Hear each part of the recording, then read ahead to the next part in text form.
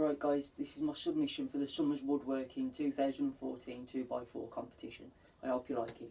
To start with, I've just gone and chopped the 2x4 into more manageable size pieces. These are roughly 800mm each. I've gone and cut two pieces to 400mm to form the sides of the spice rack. Now I've set the fence 60mm away from the saw blade to form the width of the sides. I'll now do the same to the other piece. That gives me the width of the two sides.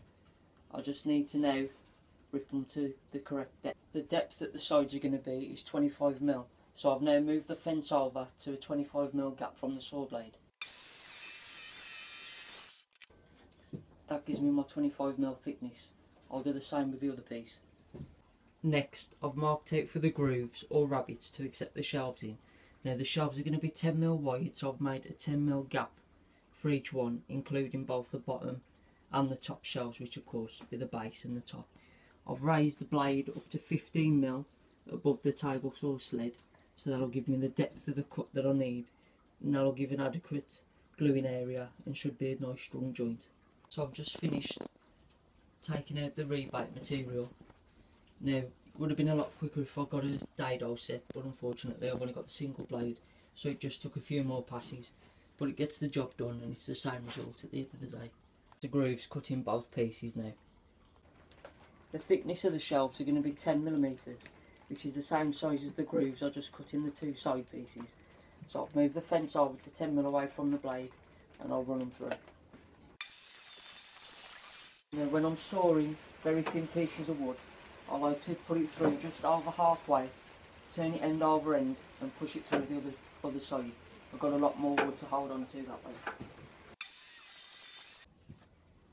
Now I just need to cut the grooves or rabbets down the side of the two sides to accept the back once it's complete.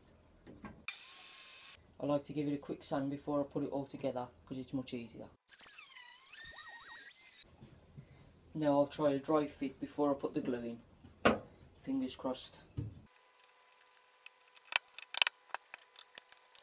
So that's the basic shape of the spice rack. Just got to fill the back in where I've cut the rebates and left the space, and then we'll add the final decorations of the base and the dome at the top for the telephone box. Now just got to glue it together. So I've put a couple of clamps on that and I'll leave it to set overnight.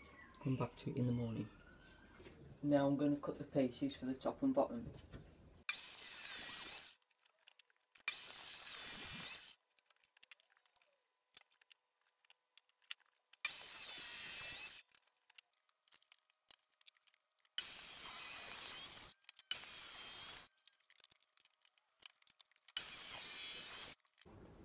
I'll just draw a pen line over that and I'll sand back to the line to get a nice gradual curve.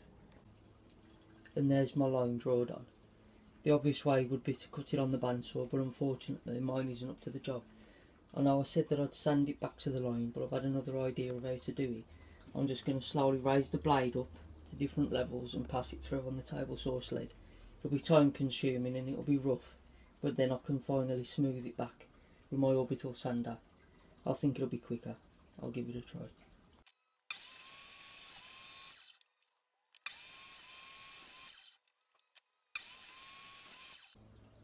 Right, after a lot of cuts, this is what I've been left with.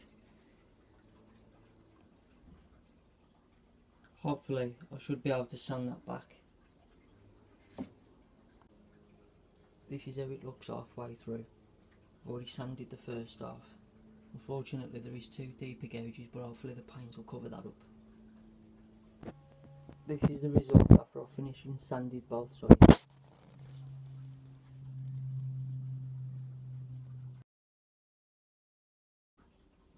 Right, while that's clamping and drying, I've cut some offcuts from the shelves that I've done earlier, and I'm going to use them to make a face frame. Should neaten up the edges.